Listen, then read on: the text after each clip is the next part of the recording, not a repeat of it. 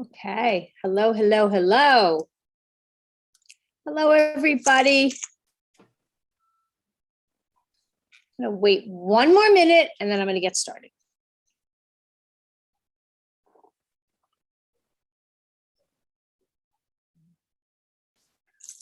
Welcome, welcome, welcome. 33.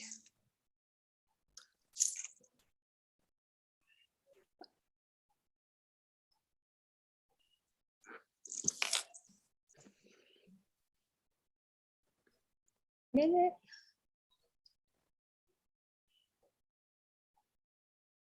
Okay, I think I will get started. We like to start on time.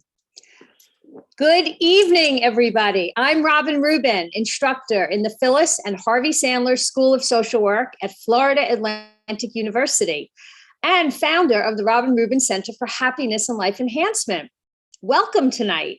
Welcome to this evening's virtual conversation. I am grateful to be spending the next hour with you as we pause from the hustle and bustle of the holiday season to check in with each other and learn better ways to take care of ourselves during this busy time. Before we get started, I want to briefly introduce the Robin Rubin Center for Happiness and Life Enhancement for those of you who might be joining us for the first time. We're so happy to have you. This center is housed in the Sandler School of Social Work within the College of Social Work and Criminal Justice at FAU. We offer weekly wellness programming free of charge to our university and South Florida community. Students, faculty, staff, friends, family are all welcomed and encouraged to attend. This includes meditations on Tuesdays, Wednesdays, and Fridays virtually, as well as special workshops like this one. We're posting a link to our website and calendar events now so that you can take a look at it. And I hope that you will make plans to join us. It is now my pleasure to introduce our speaker for this evening, Donna Drucker. Donna is a licensed clinical social worker and brings 30 years of professional practice to tonight's discussion. She also has vast program building experience in schools, churches, employee-assisted programs, and communities at large. Donna began with FAU in 2011 as a field instructor, became an adjunct instructor in 2013, and in 2015 received the Adjunct of the Year Award for her work infusing classwork in community. She is now a full-time instructor in the Sandler School of Social Work. She also serves on the Employee Assistance Professionals Association of South Florida Board of Directors. Her combined experience as a private practitioner, instructor, EAP trainer, and crisis responder keeps her current on the ever-evolving issues and depth of concerns children and adults carry with them each and every day. She is passionate about work-life balance and works with her clients and patients to restore and renew maximum quality of life. Donna, we are so happy to have you tonight. Please take it away.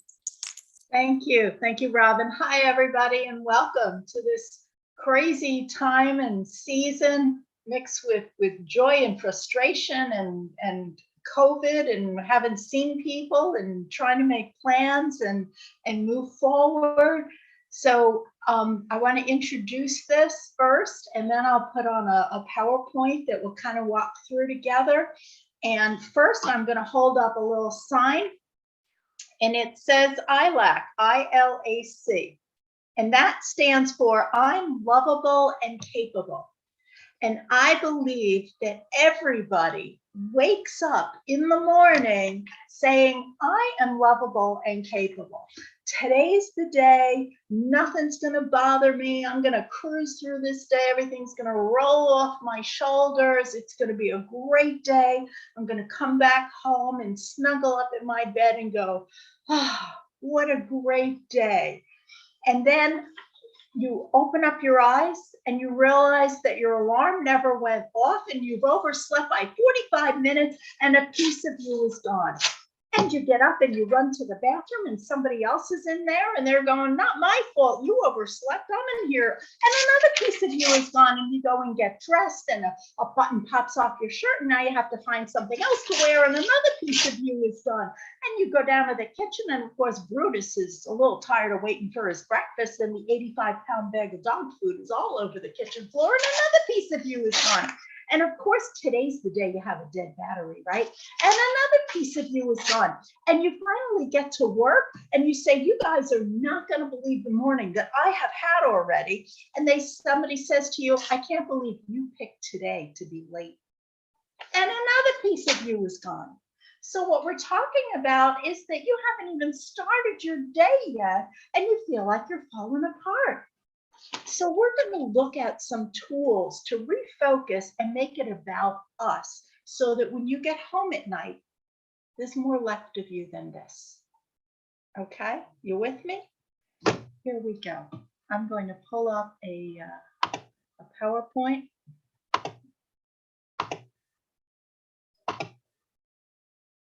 Okay. And so we're looking at the purpose of this. We need to stop and breathe. It's crazy that we need to tell ourselves to breathe.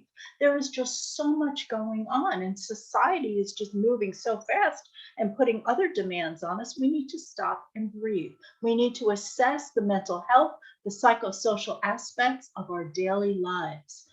The holidays take a toll on the healthy functioning of our mind, our body, our spirit, and our relationships. Together, we will look at these areas through evidence-based research to raise our awareness as we strive to de-stress, gain balance, and accept the need for respite for ourselves and the need to be gentle with ourselves. We're going to put on our shield of armor as we navigate into the new normal of cohabitation with COVID and continue now to move forward and strive. We're going to identify helpful coping strategies, raising awareness of unhealthy coping strategies, exploring tools for reducing stress and anger triggers, and building healthy communication for our life and our home and work. Do you all remember the snow globes, or do you have a snow globe? And these are these wonderful glass things that have these beautiful scenes inside them. And you shake them up and everything's flying all over the place. And it takes a while and everything starts to come back down. And then there's still more little snow that has to come back down. And there's always some more that you're waiting for that takes more time. And the idea is once everything settles, it's never the same. And no matter how much you shake it, it's never the same. It's always different. Well, that's what's happened. Somebody shook our snow globes and everything's all over the place. And that's what happens also during the holidays sometimes, is that we just start to feel disconnected, overwhelmed, and everything's all over the place. Well, friends, we're going to take back control of our brains and ourselves and say, snow globe, you're real pretty, but we want to keep it that way. We're going to move on. Briefly, and not to scare you, but just for realization. Oh, sorry, I didn't mean to do that. I was trying to make it. Okay. You can see I'm not a techie. These are just a brief list of the issues that every single person, it can go down this list and check things off. And it's tremendous. And it's not to scare us or make more anxiety. It's the reality of trying to find a balance in how in the world do we deal with all of these things that are happening and affecting us and our family and people that we work with. So let's look at that together. This is our ILAC that we just did. First part is that, you know, the gas tank in your car. And what happens when the gas tank is the car's running with just the residual junk that's in the bottom of the gas tank and there's no gas left? the car's chugging, you're praying it'll turn over. And so what do? Well, we know we go fill it with gas. Same thing. Each of us is an emotional tank. Everybody in our household has their own emotional tank, everybody at work, everybody at Walmart. And the idea is we've got to figure out how to have everybody's tank getting along and not in conflict with each other. So for responsibility for ourselves, I'm going to go through this and you're going to see that these are things that you do hundreds of times every day. So I'm lifting up the awareness and making it purposeful and intentional. The first thing is validation of feelings. Who's validating your feelings and whose feelings are you validating?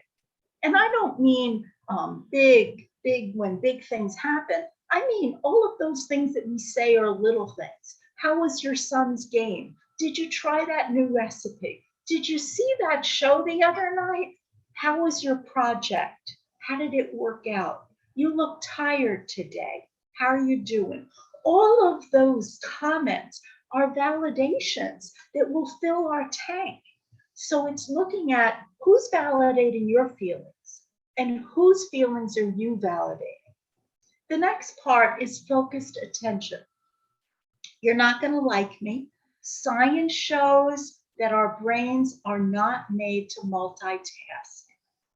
Sorry for any directors that are on, but they're not. Our brains are built to do one thing at a time and one thing well. When we say we're multitasking, it's actually one thing still has a priority over the other. Or I could be typing away and going, but you can't be doing two things. So we need to say, let me finish this because I want to talk to you about that. Let me finish this and let's get together in 10 minutes or something like that. But you have that right to stop and say, I need to finish this and then go on to that. Or stop what you're doing and address what somebody's asking you and then go back. This is when we get fragmented and overwhelmed and our brain starts shooting sparks that, where did I put that paper? Where did I put anybody see my glasses? And we start getting more fragmented. It's like when have you seen the plates like on top of a broom and they're spinning them and they've got more and I can add some more and this one's going to fall if I don't give it attention. Oh, this one needs more. It's impossible to give them all equal attention and some will go down and some will perform better. So what are we doing to ourselves? So we need to have that focused attention. So who's giving it to you and who are you giving it to? It can be 5 seconds. It can be 5 minutes. It can be an hour. But what does it look like? Eye-to-eye contact. We know that in some cultures, it's disrespectful to give eye-to-eye contact to authority. We also know that unfortunately in society, it's easier to do a learned behavior of negative. Why did you do that? How did that happen? What's going on here? And to flip that into the positives. I guarantee and I know that every single one of you have had a full conversation with somebody just using your eyes. No words came out of your mouth. You just used your eyes. And at the end, it just ended something like, and you both knew exactly what you were saying. It's so powerful. So make it purposeful and useful and have it in a positive way. Have that little wink, have that look between people. You know that if you have children and I ask them, what's that look? They can tell me what that look is, So if you ask somebody, how does my face look when I do, or it's very scary for me, but have a conversation that you had at work or with a family member and do it in the bathroom mirror and see what they see. Scares the living daylights out of me, so it's a challenge. But to see and say, what do I need? What's going on here? So build that positive eye-to-eye contact. Physical contact. Research constantly shows that we are built as physical people. That's why the isolation was so hard. And we all know people that are, oh, I'm a huggy person. We know people that fist bump is enough. So what is your level? And what do you need? And what do people that are around you need? Is it a little elbow? Hey, how you doing? You know, is it the fist bump? Are you getting back in that you can hug some family members? But who's giving it to you and who are you giving it to? These four things are the things that fill our emotional tank that we need every day and throughout the day. And it's when this tank is going low that we find ourselves thinking, oh, let me call my friend. Or you automatically start having a conversation because it's that innate need to fill your tank. So you're doing it automatically. So I'm raising it to an awareness to say, you know, look at this. You do it in 5 seconds. It can be looking at somebody and saying, hey, what are you thinking about for lunch? Well, you just had validation of feelings, focused attention, eye-to-eye contact, could have been a little elbow or something going on, or a fist bump or a handshake, or with a child, a little tousle of the head. You just did it all in 5 seconds. So purposefully to think about that. The last one is unconditional love. Now, I love my children, and do I like everything that they do? No. Do they like everything that I do? No. But it has nothing to do with the love. That's unconditional. It keeps growing. It keeps evolving. So who are you giving unconditional love to? And who's giving it to you? That trust, that absolute, that it's okay. It'll be okay. I'm on your side no matter what. So this is what makes up our emotional tank. And the more proactive we can be by being purposeful and intentional with these things, you're building that armor not only for yourself, but those in your inner circle at work and at home.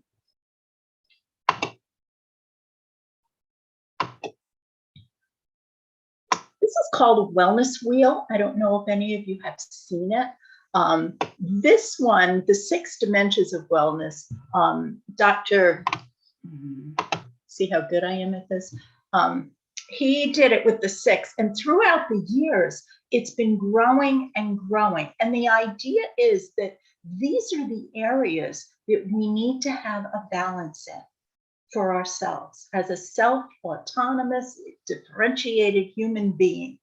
And is anybody's pie equal like this? Absolutely not. But we do assessments on everything in the world. We do assessments on what kind of water we drink, what kind of phone we're going to buy, what kind of tires, what kind of battery we're putting in our car. But we don't do them on ourselves. And we're the most important commodity.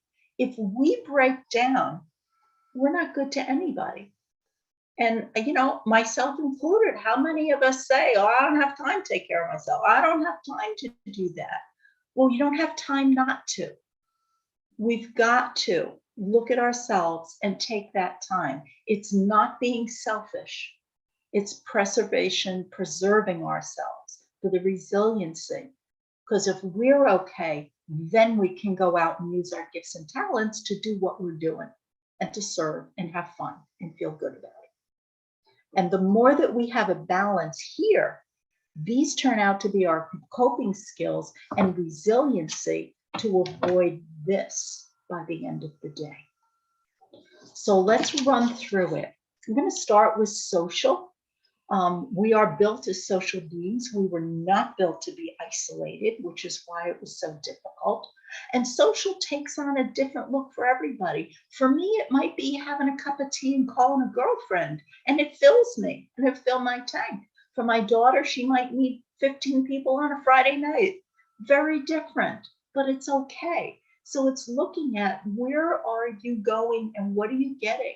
These past years, we learned more about Zoom and Zoom meetings and online classes and cooking classes and studies and, but looking at it. And it's also looking at the term, being careful with social media, and looking at the term friends. You know, when somebody says, oh, I can't believe my friend did this to me, I always ask, can you tell me your definition of friend?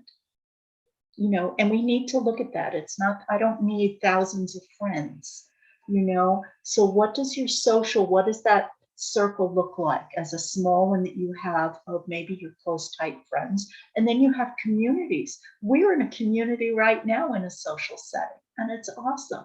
And then we have the larger community. So looking at all of those aspects of what are you doing? What would you like to be doing? And how does that fit in? In physical is we've been given this body to take care of, and that includes physical and nutritional. And we know what we need to be doing as far as whatever our makeup and our medical makeup is. And are we doing it? And do we have a plan? And is there a balance for taking care of the physical nature?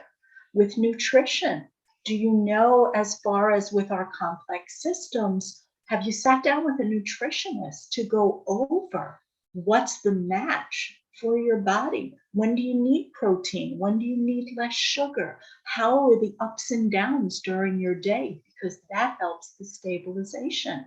And this is all knowledge that's available to us. And we need to go out and look for it. So looking at what we're doing and assessing and what we want to add, what's working, what's not. Under intellectual, that's our brain. I teach human behavior. They let me teach human behavior, and we talk about the brain. And the good news is our brain isn't finished with us yet. I am so excited to hear that. We have biogenesis cells that the studies show that if we go to sleep at night in a positive attitude of gratitude state, these biogenesis attach on, and it keeps our brain healthier. There really is a method to the madness in how we are made. The brain is the one thing that we have 100% control over. 96% of our words and actions are learned behavior from when we were little to who we are now. That means we can change all of that. It takes a while because I've been doing it for that long. But it can be, we can change our neural paths. We're not set with this. How cool is that? So that every chapter of our life, we can continue to grow and evolve and keep learning.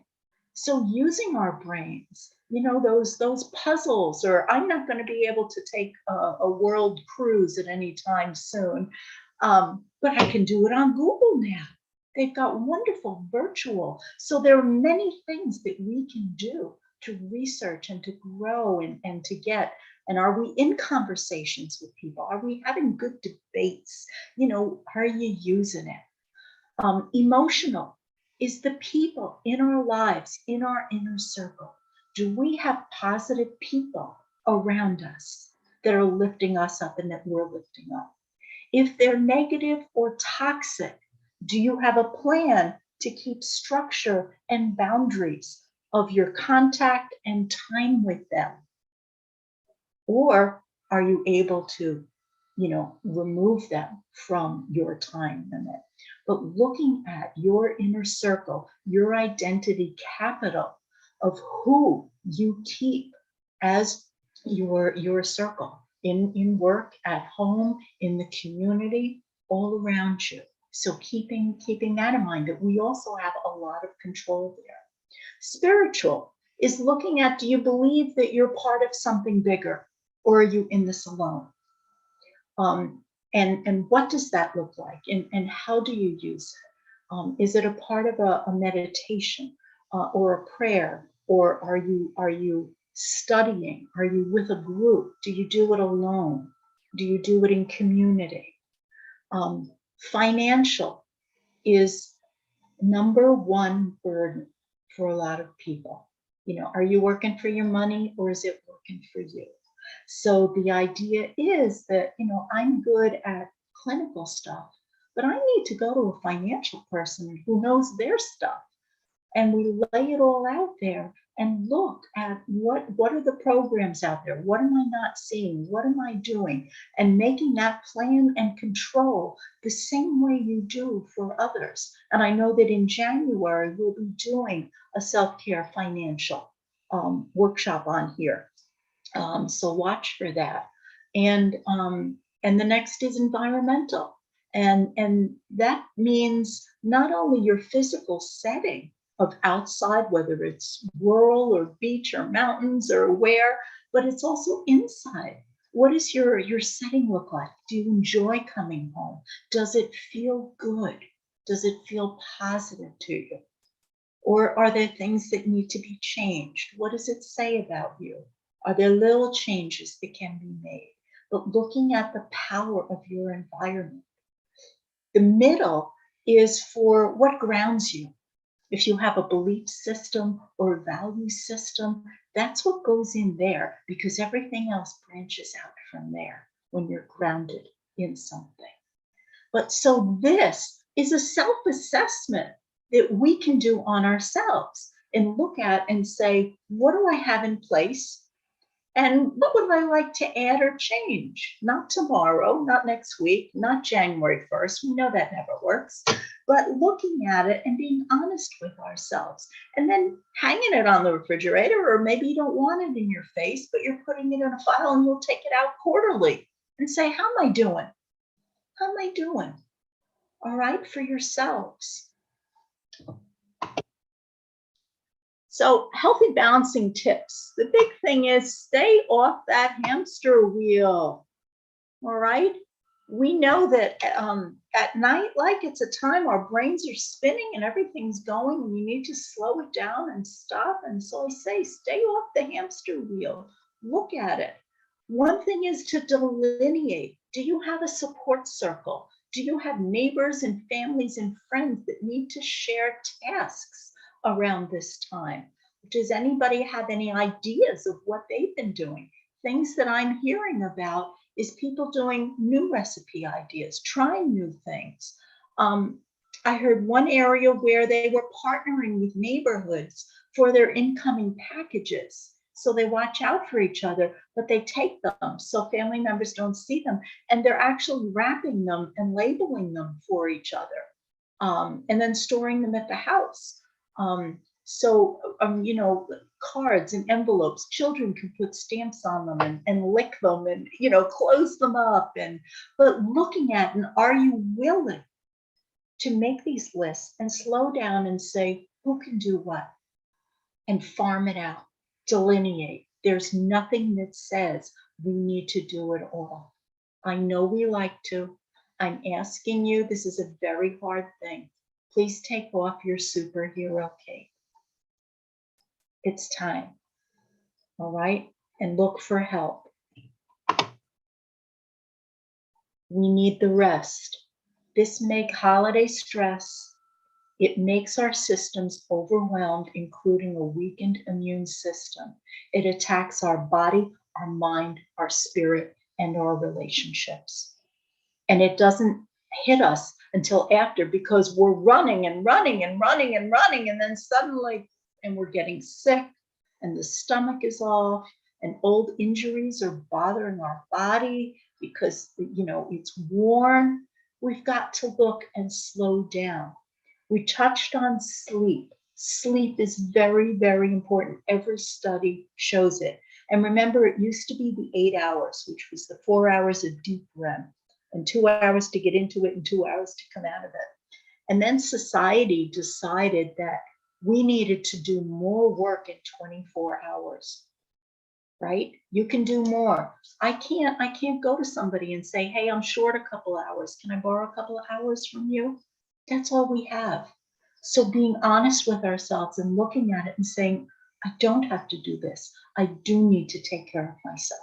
And you do need, there was a study where they said, you know what, we can get by on 6 hours. So now you can do more work. No, it's 8 to 10.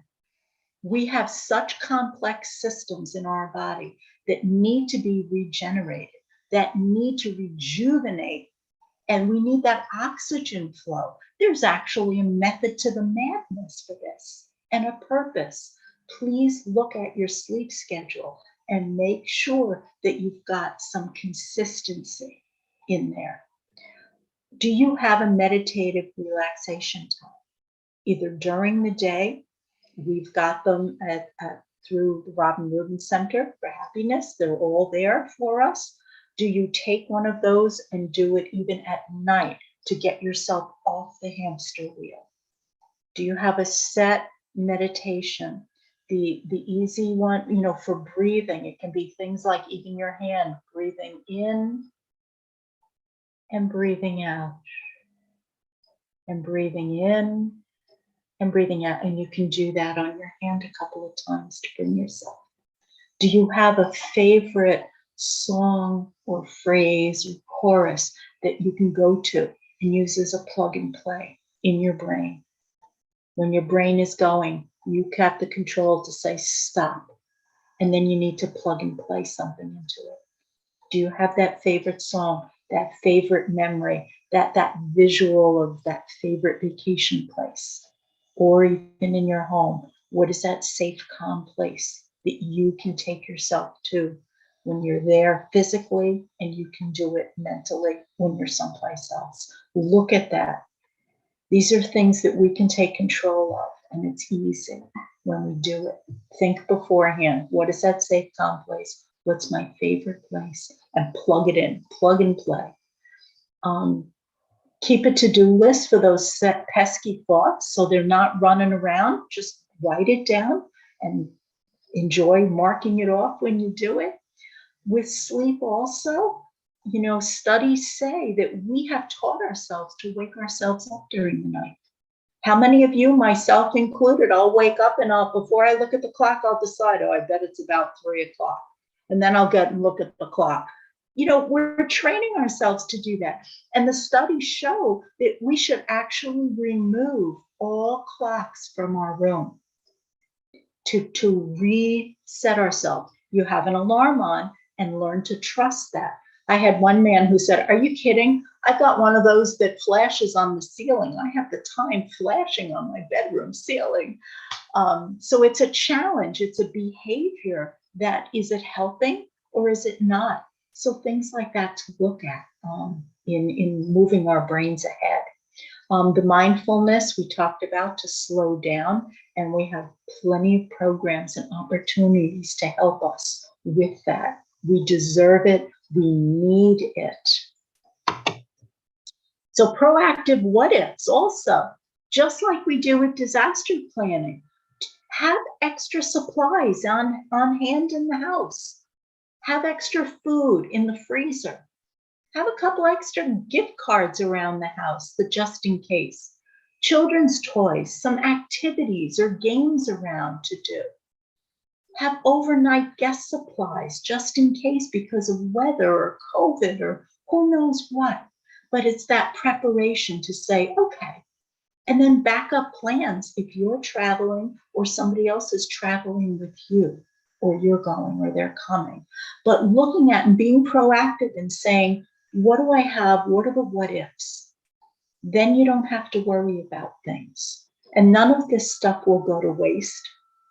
All right, but it's that preparation. And the more that we are prepared, the more confident and the less anxiety. And we come back to a balance. So this helps to remove any of that anxiety. We're looking at time management. Like we said, we only have 24 hours a day. But, you know, researching and looking at that, and that's a whole another workshop. But you've got to have your sleep in there. And you've got to have some physical activity time in there. And everything on your wheel fits into there. So looking at how does that look, what needs to shift, what needs to stay consistent in your household and at work, building in quiet time for everybody. You know, it might not be everybody takes a nap, but, you know, 2 o'clock, it's rest time. All phones are off, computers are off, and it's just quiet time. Do you have that built in for yourself as well as other people? What does it look like? 10 minutes, 20 minutes? And what would you do with that for some mindfulness? But that needs to be built in every day. And you'll find that they will rejoice in it and look forward to it. And if you forget, somebody's going to remind you, hey, isn't it quiet time? Taking a walk, opening in fresh air, opening your senses to outside your inside environment. Change that environment. We have that focus. We have that power. They say if you can take a 10-minute walk after every meal, that does wonders for your whole system in looking. But get out, breathe it in, get a little sunshine, all right? Having gratitude, we talked about, and throughout the day, to stop and say, all right, I have a dead battery, which means I'm thankful I have a car. There are all these dirty dishes. That means I'm thankful that we had food and people that were here to eat. Look at all of this laundry. That means we have clothing. So looking at it and taking those moments every day and putting on a different pair of lenses and having great gratitude lenses. And at night, if you said, gave a gratitude for something different every day, do you know you would never have to repeat the same thing twice? There's that many things to have gratitude for and just say thanks. So thinking about that, and the more you do that in your household, it also brings that balance, because it's a challenge that everybody's going to come up with something too. And you're then what's happening in your household is it's calmer, and you're bringing out more positives than negatives, and the energy will lift. Taking care of your brain with a purposeful movement, like we said, taking a walk, changing the environment. We talked about 10 minutes each day. And remember that cooking and cleaning is aerobics. You're doing a lot of aerobics every day, going through all of the motions. So give yourself credit, please, for that. Family activities, a lot of times we get stuck with, but these are our traditions, and we've always done it this way, and we have to do it this way. Well, guess what? It might be time for some new traditions. It might be time to tweak some things. It might be okay to do that. Do you look at what the traditions are and what you would like them to look like? Do you have fun built in? You know, the word dysfunctional, the middle of the word is the word fun. Pull it out. Let's use that. Or creativity for building in some new traditions. Asking your family members too. A family and the mother said that they have great grandma's porcelain hand-painted platter that on birthdays, the birthday cake goes on this. But when I asked the 7-year-old, who goes, the birthday tradition is that daddy does the conga line to bed at night and throws us all in. And I told the mother that, and she was like, but what about great grandma's plate? So asking them and opening up that discussion for what do we like to do? What are the traditions? What means something? What do we want it to look like for us? What's our family mission statement? What are we about? What do we want it to look like? And getting back to having those game supplies in the house. I don't mean these games. I mean board games and puzzles and checkers on the floor and scavenger hunts and sensory boxes to open up and focus. They love it. It's wonderful. We need to get back to this. Everybody brings something to share, a show and tell. It's a reminiscence. Anybody remember this? I brought this and I got it from, wherever, but opens up those stories. And now what you've done is opening up our validation box of our emotional tank. And all of this builds everybody's emotional tank. And it's fun. Technology, we've learned a lot during COVID, but are we using it? If people can't come, are you opening it up to a Zoom at some point while other family is there? Are you doing games and stuff online? Are you using free websites?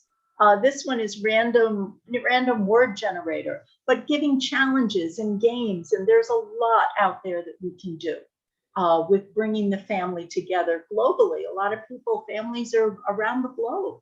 We can do that and get some time together. Use it. Dr. Viktor Frankl,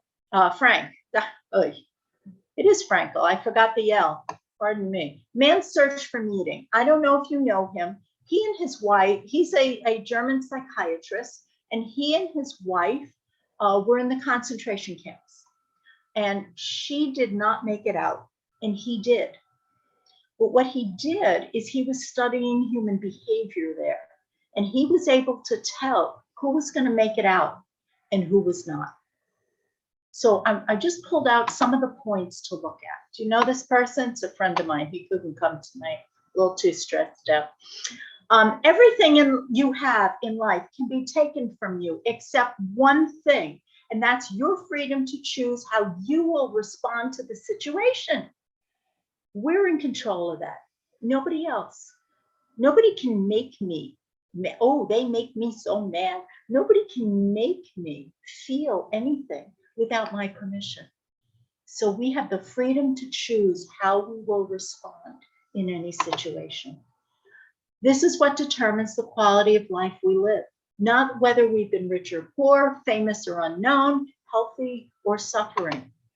What determines our quality of life is how we relate to these realities. What kind of meaning, what kind of priority do we assign them? Do we put it at the top of the list and then make it shake our whole day and our snow globe and get us so upset that we can't function and we're looking like this? That's not worth it.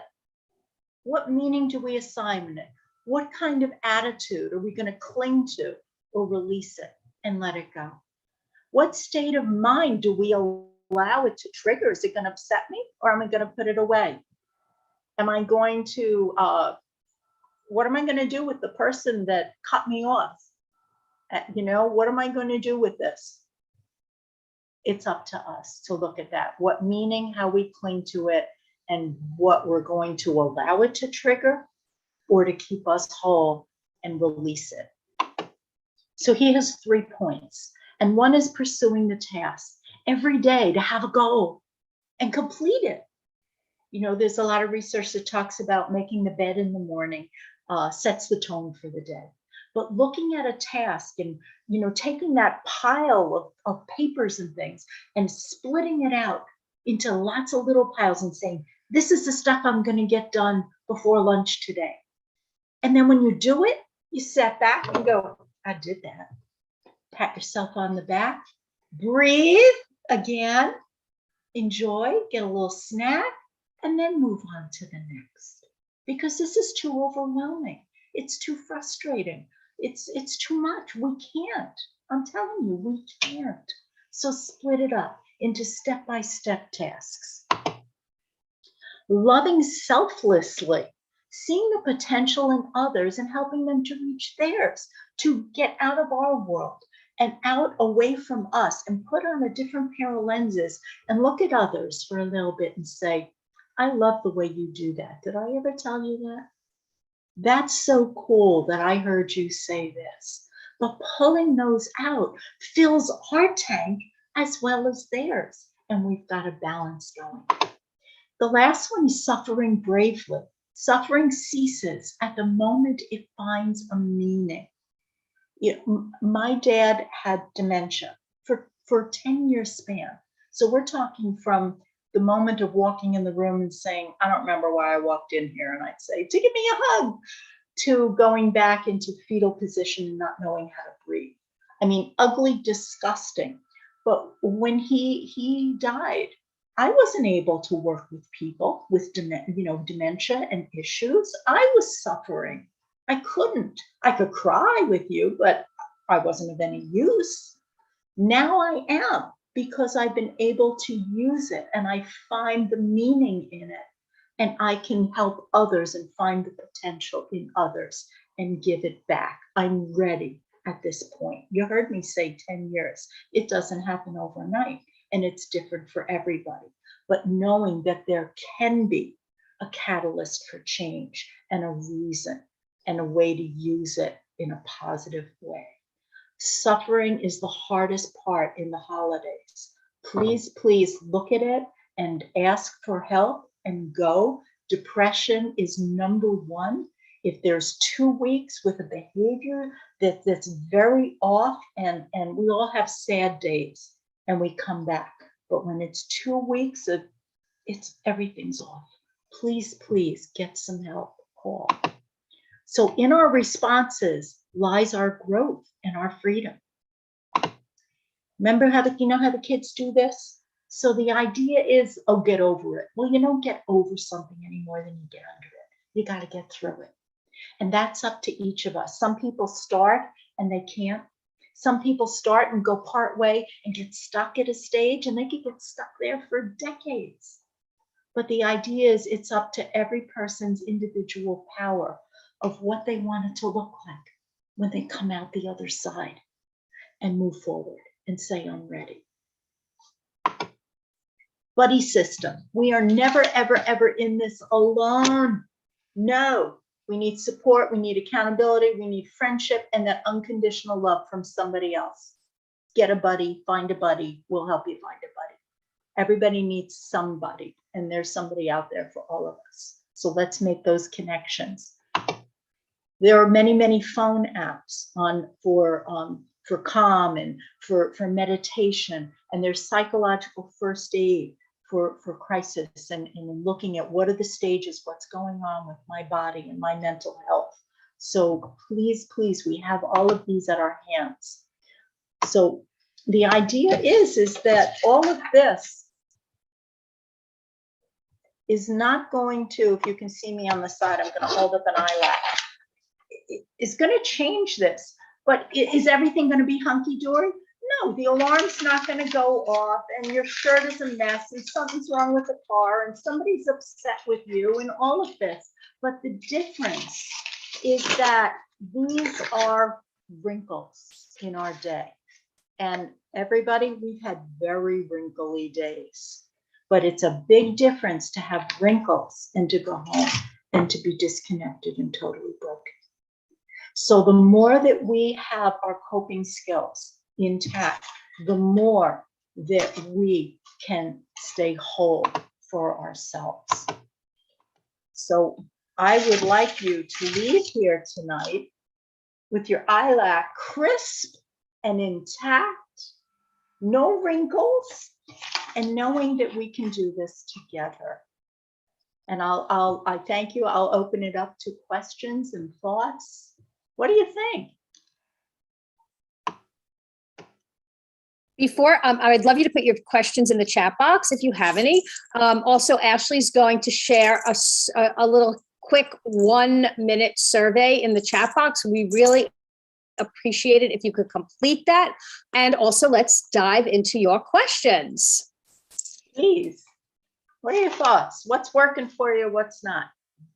Let's see. Let me look here. Questions. Awesome presentation. Thank you so much. Thank you, Maggie. Thank you. So I wanted to mention one thing that somebody shared with me the other day. Oh, okay. Here we go. Here's a question. Any recommendation for making these ideas habits and making them part of your routine? Yes. Consistency. And that's a word that none of us like, but it's practicing. It's putting it into practice, again, because we have learned behaviors. And so it's actually learning something new. So making ourselves start with one thing that you're building in. And behavior-wise, when we do it for 2 weeks in a row, it's being consistent. And then once we have it 30 days, it's part of our system.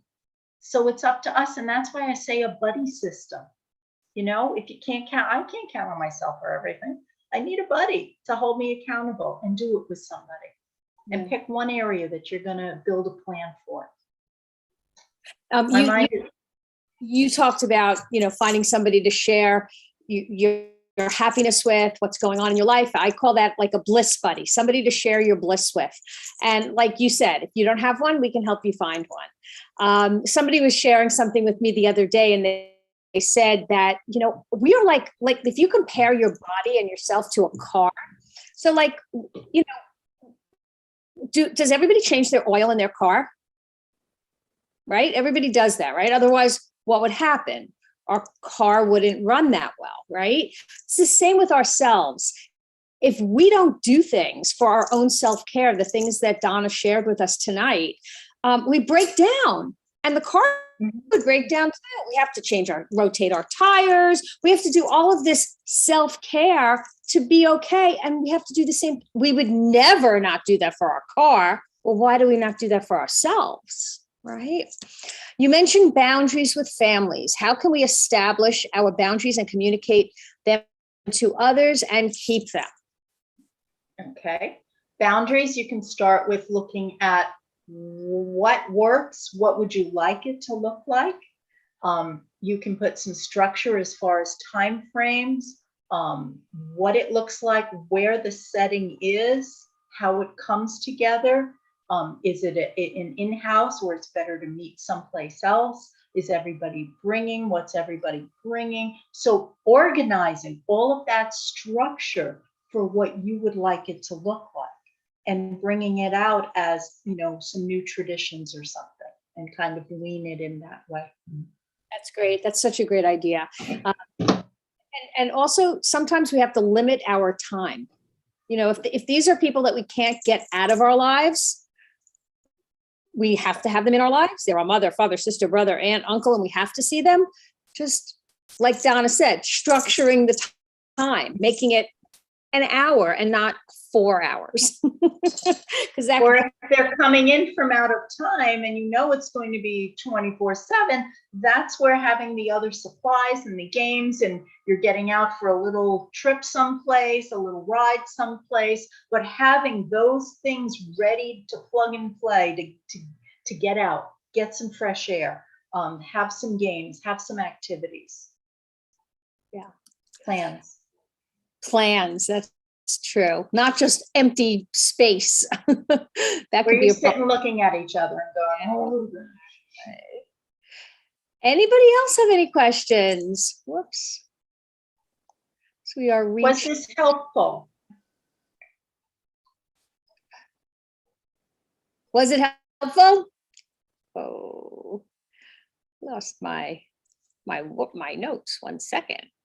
I was just going to say, I really loved the mention about creating space for gratitude each day. And, it's not to say that your struggles aren't valid or that we don't have hard times, but it's about sometimes taking a step back and evaluating our perspective so that we don't get caught in those negative thought patterns, right? So this is something that I have to encourage myself to actually step back intentionally and notice each day. And I call those moments deep joy, and it could be just a tiny little thing, walking, into the office and noticing how nice the weather is and, how blue the sky is, just those tiny moments of kind of tuning in to the present moment. So thank you for speaking on that. Excellent. Thank you for that. I appreciate that. And, Ashley just said something very important. She said tuning in, because sometimes we could be walking from our car to our office and we're not paying attention to how beautiful it is outside. But once we tune in, all of a sudden it changes everything. So instead of just walking from your car to your office, it's like, wow, it's a beautiful day. I'm so grateful to live wherever I'm living. Most of us are probably in Florida, and today was absolutely just gorgeous out. So yeah, it's about noticing these small moments, because it's not about having it's not like happiness is all day long. It's moments, but you got to pay attention to grab them and seize them. Or like we were saying, for our senses and opening them up, if we need structure for it, then it's starting and saying, what's 5 things that I see right now? Exactly. Or what's 4 things that I hear, and going through and just, what does it take? 30 seconds? Are you worth it? Yeah. You are. Yeah. This has been a fantastic conversation. We could probably go on and on, but we're just about out of time. We can never have too much health and happiness in our lives. So I hope you were able to learn some new tools tonight that you can use right away to make your holiday season the best it can be. Donna, thank you so much for being with us tonight. I'm sure that I speak for everyone when I say We learned such helpful information. And me, I even teach happiness, and I learned a lot of things tonight. So all of this will help us be more in tune with the present moment and what we need to make this a truly happier holiday season. To everyone on the call, thank you for spending a small part of your evening with us. We hope you will join us for our next workshop, which is Tuesday, January 11th from 5:30 to 6:30, right here, same place, same back channel, same, what was that expression? Same back channel, same back plate, whatever it is, we'll be on Zoom. We'll be talking about self-esteem, the power it has on our relationships and our overall well-being, and what we can do to maximize our own self-esteem in all aspects of our lives. So thank you all again, and thank you, Donna, and hope you rest a good rest of your evening. Good night, everybody. Good night. Thank you all. Thank you.